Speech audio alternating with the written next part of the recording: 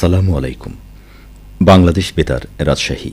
স্থানীয় সংবাদ পড়ছি মাসুম আখতারুজ্জামান অনিক।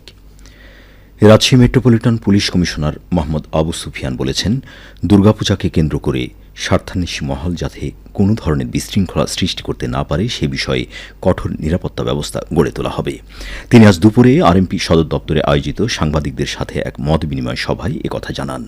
পুলিশ কমিশনার বলেন, শারদীয় দুর্গাপূজা উদযাপন উপলক্ষে নিরাপত্তা ও আইনশৃঙ্খলা নিয়ন্ত্রণ সহ সার্বিক বিষয়ে মহানগরীর বিভিন্ন পূজা কমিটির নেতৃবৃন্দের সাথে মত বিনিময় হয়েছে। সাম্প্রদায়িক সম্প্রীতি, ধর্মীয় ভাব গাম্ভীর্য ও শৃঙ্খলা বজায় রেখে পূজা উদযাপনের লক্ষ্যে আরএমপির পক্ষ থেকে সার্বিক নিরাপত্তা ব্যবস্থা গ্রহণ করা হয়েছে। গুরুত্বপূর্ণ পূজা মণ্ডপগুলিতে সিসি ক্যামেরা বসানো হবে। পুলিশের ট্রাফিক বিভাগকে ট্রাফিক ব্যবস্থাপনা জোরদার করার জন্য নির্দেশ দেওয়া হয়েছে, যাতে দর্শনার্থীরা নির্বিঘ্নে পূজা মণ্ডপ দর্শন করতে পারে।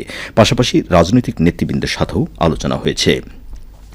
আইনশৃঙ্খলা বাহিনীর পাশাপাশি রাজনৈতিক নেতাকর্মীরাও মণ্ডপের নিরাপত্তার জন্য স্বেচ্ছাসেবী হিসেবে কাজ করবে।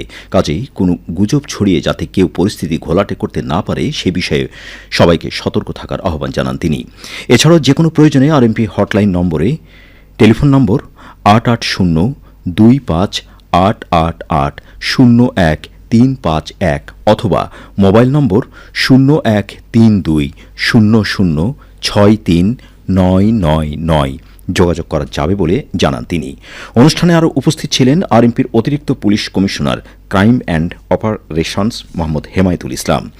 আগামী 9 অক্টোবর হতে 13 অক্টোবর পর্যন্ত হিন্দু ধর্মাবলম্বীদের সর্ববৃহৎ ধর্মীয় উৎসব শারদীয় দুর্গাপূজা অনুষ্ঠিত হবে। এবার রাজশাহী মহানগরী এলাকায় পূজা মণ্ডপের সংখ্যা 96টি। নিরাপদ নগরী গড়তে অনুমোদিত নকশা বহির্ভূত ভবন নির্মাণ রোধে মাঠ পর্যায়ে অভিযান পরিচালনার উদ্যোগ নিয়েছে রাজশাহী উন্নয়ন কর্তৃপক্ষ আরডিএ। এর জন্য একটি উচ্চ পর্যায়ের কমিটিও গঠন করা হয়েছে। এ নিয়ে এখন শুনুন আমাদের রাজশাহী জেলা সংবাদদাতার একটি প্রতিবেদন। দেশের সবচেয়ে পরিচ্ছন্ন ও নিরাপদ নগরী হিসেবে রাজশাহীর খ্যাতি ছড়িয়েছে সবখানেই। বিশেষ করে বসবাসের জন্য উপযোগী হওয়ায় দিনকে দিন বাড়ছে আবাসিক ভবন। বিভিন্ন স্থানে নির্মাণ করা হচ্ছে বাণিজ্যিক ভবনও। তবে অনেক ক্ষেত্রে অনুমোদিত নকশা মেনে ভবন নির্মাণ না করায় বাড়ছে ঝুঁকি। এ পরিস্থিতি রোধে অভিযান শুরু হয়েছে বলে জানান আরডিএর অথরাইজড কর্মকর্তা আবুল কালাম আজাদ। রাজশাহী শহরে তো আসলে অনুমোদনের বাইরে যে সমস্ত বিল্ডিং গুলো হচ্ছে সেগুলোকে আসলে আমরা কিভাবে সেটা প্রোটেক্ট করা যায় সেটা আসলে আমাদের একটা তৎপরতা এবং একটা প্রচেষ্টা আর কি। বেশ কিছু বিল্ডিং আমরা যখন আইডেন্টিফাই করেছি যে এরকম অনুমোদনের বাইরে হচ্ছে, তো সেগুলোকে তাৎক্ষণিকভাবে এগুলো অপসারণও করে দেওয়া হয়েছে। আর যেগুলো আসলে বেশি বড় হয়ে মানে যে অনেক আগে হয়ে গেছে সেগুলোকে আমরা নোটিশ করেছি। ওনারা যদি নিজে ভেঙে যদি না নেয় তাহলে আইন অনুযায়ী সেগুলোর বিরুদ্ধে আমরা ব্যবস্থা নিব। এদিকে নকশা অনুমোদনের পর ভবনের নির্মাণ কাজ শুরুর সময়ও আরডিএর সংশ্লিষ্ট শাখায় অবহিত করতে মালিকদের প্রতি আহ্বান জানিয়েছেন প্রতিষ্ঠানটির চেয়ারম্যান এস.এম. তুহিনুর আলম। রাজশাহীতে যেসব নকশা বহির্ভূত এবং আমরা যে নকশাটা অনুমোদন করি এর ব্যত্যয় হচ্ছে কিনা সেটা মনিটরিং করার জন্য আমরা একটা টিম করেছি।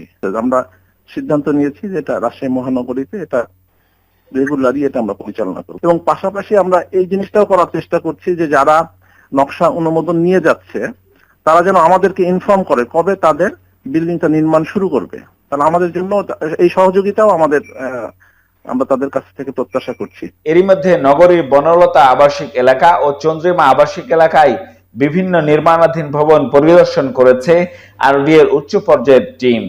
জিয়াউল গনি সেলিম, জেলার সংবাদদাতা, বাংলাদেশ বেতার, রাজশাহী। রাজশাহী বিশ্ববিদ্যালয় চিকিৎসা কেন্দ্রের অতিরিক্ত প্রধান চিকিৎসক ডা মাফরুয়া সিদ্দিকা লিপিকে ভারপ্রাপ্ত প্রধান চিকিৎসক নিয়োগ করা হয়েছে। আজ বিশ্ববিদ্যালয়ের উপাচার্য প্রফেসর ড সালেহ হাসান নকিব তাকে এই পদে নিয়োগ প্রদান করেন। বিশ্ববিদ্যালয় জনসংযোগ দপ্তরের এক সংবাদ বিজ্ঞপ্তিতে এই তথ্য নিশ্চিত করা হয়েছে। বিজ্ঞপ্তিতে বলা হয়, নবনিযুক্ত ভারপ্রাপ্ত প্রধান চিকিৎসক নিজ দায়িত্বে যোগদান করেছেন।